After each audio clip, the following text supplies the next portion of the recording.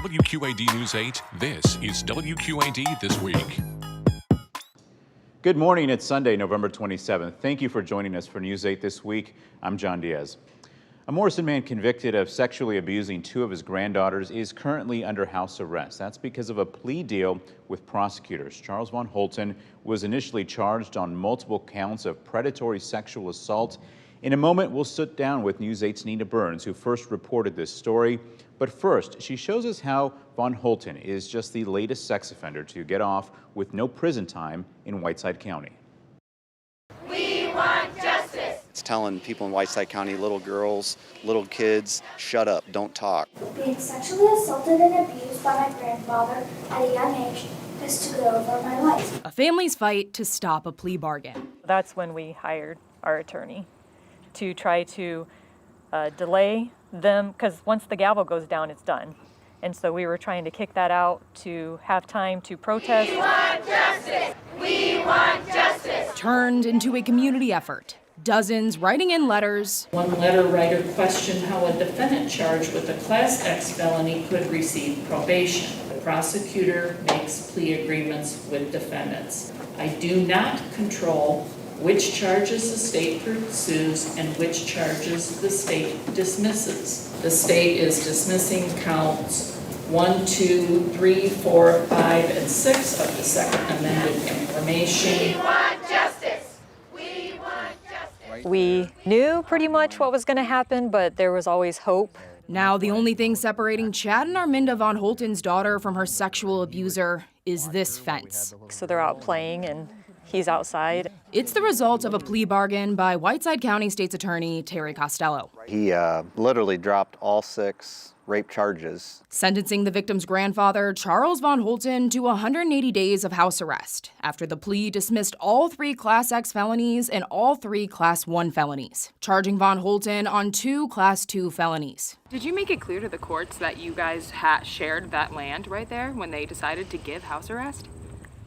Yeah, they knew that, and we were told by Costello that he couldn't help where we lived.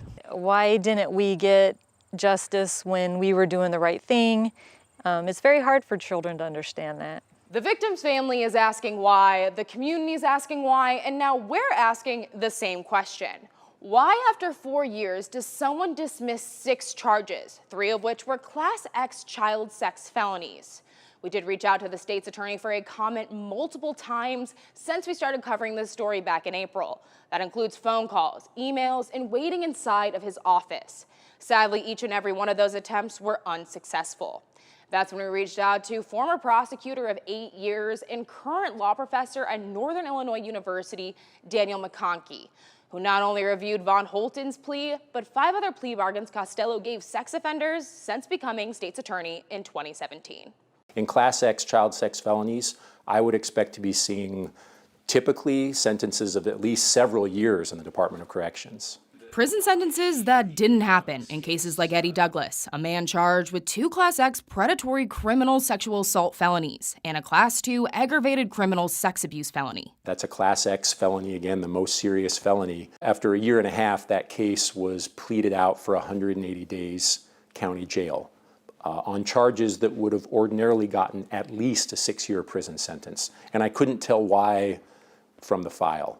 Or Terrell Walton, charged with 2 Class X predatory criminal sexual assault felonies and a Class 2 aggravated criminal sex abuse felony. The Class X felony was dismissed and he pleaded it down to a Class 2 felony for 180 days in jail and 4 years of probation. Ronald Gray, charged with a Class 2 felony for aggravated sexual abuse on a victim over 60, a Class 3 aggravated battery felony, and a Class 4 criminal sexual abuse with force felony. Mr. Gray got 30 days of home confinement, and all felony charges were dismissed. The next file I reviewed was for Julio Rosas, charged with 3 Class 2 felonies on aggravated criminal sex abuse on a victim under the age of 5. That was a Class 2 felony, aggravated criminal sexual abuse. In that case, that should have ordinarily gotten a sentence of somewhere between 3 and 7 years in the state prison, and he received a 60-day jail sentence in that case.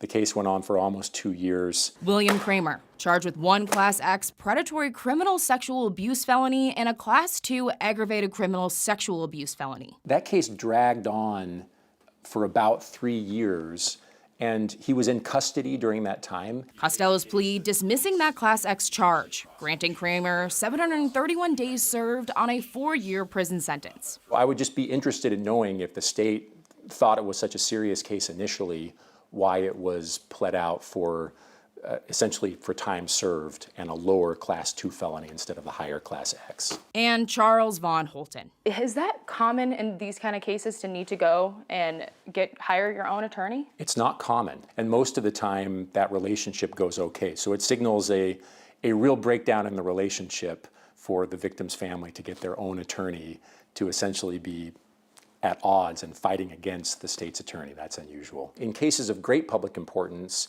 prosecutors should be giving some explanation about why they're doing what they're doing. Mr. Costello, do you have any comment on Charles Von Holton's plea bargain?